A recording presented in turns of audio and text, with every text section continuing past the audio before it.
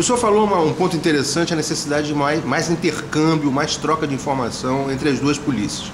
Mas, historicamente, no Rio de Janeiro, sobretudo, o que a gente vê é um fosso muito grande separando a Polícia Civil da Polícia Militar por várias razões históricas, sobretudo culturais, né? Tem elementos culturais, né, que divergem, que deixam esses policiais muitas vezes separados do ponto de vista da ação da polícia, do conceito de combate ao crime, de vários fatores, né?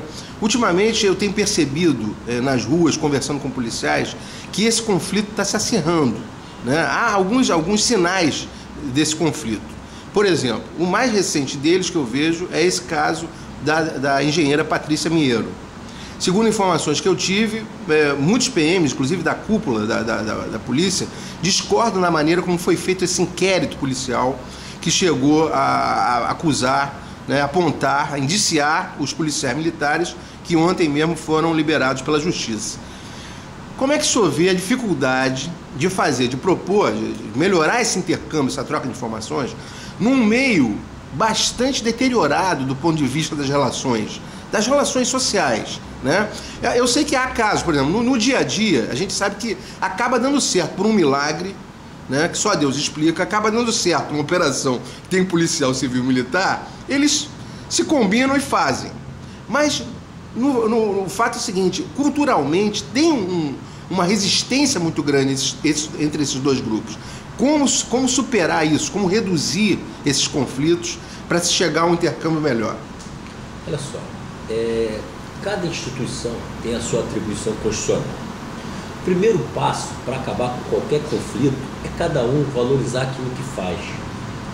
Eu escolhi ser policial civil porque eu gostaria de fazer grandes investigações. Então eu fiz concurso, estudei para ser policial civil. Se eu quisesse julgar, eu teria estudado para ser juiz. Se eu quisesse exercer a função que o membro do Ministério Público faz, eu teria estudado para ser membro do Ministério Público. Aqueles que entram na Polícia Militar, eles sabem qual é qual é a função deles, que é o policiamento ostensivo. O que a gente tem, e que, aliás, o policiamento ostensivo é imprescindível em qualquer grande centro do mundo para uma sensação de segurança, é importantíssimo. Então o que a gente tem que fazer é o quê? É valorizar o policiamento ostensivo. Para quê? Para que o policial na rua ele se sinta motivado, ele se sinta orgulhoso de vestir sua farda e faça o seu trabalho. Eu acho que esse é o foco. Eu acho que as divergências acontecem não só entre a Polícia Civil com a Militar, Civil com o Ministério Público com o juiz, em razão do quê?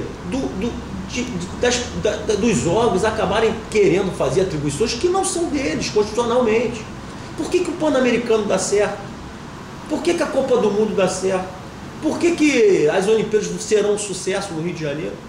Porque cada um vai fazer a sua função e nesses momentos, como a pressão internacional é muito grande, a responsabilidade é muito grande, ninguém ousará falar que não vai fazer a sua atribuição e se meter na atribuição dos outros.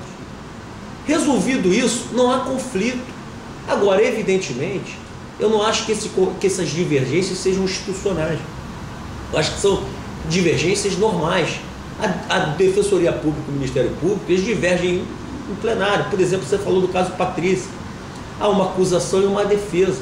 Se ficar provado que eles são inocentes, que eles sejam absolvidos. A Polícia Civil não quer que o PM seja preso. Apenas a Polícia Civil acredita numa versão, que as provas levaram a isso. Agora, se ficar comprovado, ou se não ficar suficientemente provado, porque são coisas diferentes.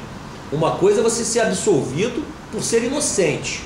Outra coisa é você ser absolvido por falta de provas. São coisas diferentes que na justiça sempre a dúvida é em direção ao réu, benefício ao réu.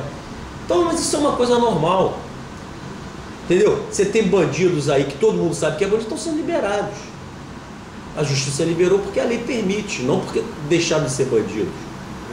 Então não dá para aqui ficar discutindo se o inquérito é bem feito ou mal feito. O inquérito policial, ele é apreciado pelo Ministério Público e julgado por um juiz, revisionado por um desembargador e posteriormente por um ministro. Se há alguma coisa mais democrática que dá mais ampla defesa àqueles acusados do que isso, eu desconheço.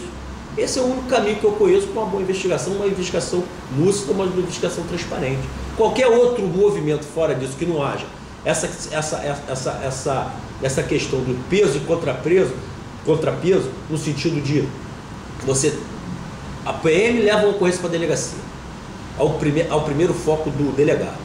Aí a parte ali, não é o PL, a parte tem o direito de chegar para uma pessoa isenta e falar a sua versão, junto com a versão do Ministério do policial militar, e aí vai ser a primeira apreciação.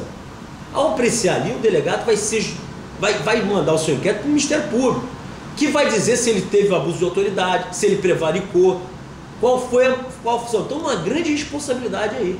Por sua vez, o Ministério Público vai denunciar, e aí vai ter a defesa que vai contrapor suas ideias e o juiz que vai julgar. Se esse sistema não está bom, qual será o melhor? Quem vai controlar o quê? Aqui está todo mundo controlado. Quem ganha com isso? A democracia, a sociedade. Verdade. Um dos pontos que me parece que está hoje na causa desse acirramento das relações difíceis entre polícia civil e militar é o combate às milícias. Desde que o senhor assumiu há 4 meses, esse combate foi intensificado. Quando o senhor assumiu, o senhor falou que ia combater as milícias, realmente isso está acontecendo cada vez mais. Quantos policiais ou ex-policiais foram presos até agora envolvidos com milícias? Mais ou menos, uma estimativa. Olha, eu diria que não existe milícia sem envolvimento de policiais. Se uma milícia, pode até ter, você tem até ex-traficante, né, em milícia. Você tem aqueles que não são funcionários públicos, mas sempre chefiados por funcionários públicos. Na grande verdade, a partir do momento que um policial, seja ele militar ou civil, chefia uma milícia, ele tem que ser preso. Isso não tem que acirrar disputa nenhuma. Se ele se envolveu com crime, seja civil, federal, militar, guarda municipal, ele tem que ser preso. O que eu quero colocar na Polícia Civil é exatamente que a própria Polícia Civil comece a aprender melhore a sua quantidade de pilotos para os policiais civis. Por quê? Porque aí a gente vai ter a gente vai conseguir aumentar nossa credibilidade junto à sociedade, melhorar o nosso serviço, e aí ganhar mais, ser reconhecido, como foi o caso da Federal. A Federal rasga a própria carne, ninguém tem que rasgar a carne dela. É isso que eu espero da Polícia Civil, que ela também rasgue a sua própria carne. Agora, se tem miliciano PM, se tem miliciano civil, ou qualquer, eles têm que ser presos. Mas a maioria desses milicianos é PM. As investigações levam a isso, mas eles sabem que isso é verdade, então façam a parte dele, prendam eles antes da gente. É o que eu peço para a minha Polícia Civil fazer antes que a Federal faça. Então, que a Corregedoria da PM prenda eles antes da Polícia Civil prender, porque essa também é a minha luta, só que uma luta diferenciada já para cima. Então não vejo por que isso ser uma rixa. Pelo contrário, acho que deveria, eu sinceramente, quando 4 policiais meus são presos por tráfico por roubo à carga, eu tenho que agradecer a Federal e ficar com vergonha de não ter sido eu que prendi, sinceramente. O senhor se sentiu assim, envergonhado no caso de Friburgo? Sempre que o policial civil é preso, eu me sinto envergonhado. Eu me sinto policial civil. Eu falo para todo mundo que eu sou policial civil. Então, se um policial civil é preso, eu me sinto envergonhado, porque alguém na minha instituição foi preso. Me sentiria menos se tivesse sido eu mesmo a prender. Esse caso de Friburgo, por exemplo, é emblemático, né? Ele revelou que, no caso da corrupção, os policiais civis se unem facilmente aos militares. Tinham militares, mais ou menos 10, e mais uns 5 civis, nesse caso de Friburgo. Como é que o senhor acha que é possível um delegado de polícia não saber que tem uma quadrilha de policiais agindo na área dele durante tanto tempo? Esse delegado de polícia, que na verdade não foi preso, eu entendi que se o delegado de polícia não sabe, não conseguiu controlar a sua própria delegacia, crimes que estavam sendo cometidos dentro da sua própria delegacia, ele não tem capacidade de controlar crimes na cidade toda. Mas o envolvimento dele, a princípio, não ficou demonstrado. O que eu entendo em primeiro lugar é que ele estava lá só há 4 meses. Ele entrou lá quando eu troquei o diretor que escolheu ele para ir para aquela região. Mas é isso que eu te falo. É essa a cultura que a gente tem que mudar. É não achar que só porque é policial você não tem que prender. Ao contrário. Se ele é policial e comete crime, como é o caso da milícia, é esse que a gente tem que combater, porque esse é muito mais perigoso. Esse está do seu lado. Esse não respeita o Estado, não respeita as instituições democráticas. O bandido, ele sabe que ele está do lado errado. Então ele respeita a polícia, ele teme a polícia. Já o bandido policial, ele não respeita. E aí ele é capaz de agredir um jornalista, como aconteceu com um órgão aqui do Rio de Janeiro, capaz de tentar ameaçar um delegado, juízes terem que sair da Zona Oeste para despachar no fórum. É isso que a gente está preocupado. Milícia é muito mais preocupante do que o tráfico. Por isso vai continuar sendo prioridade. E se não quiser ser preso, que saia da milícia antes. Ponto.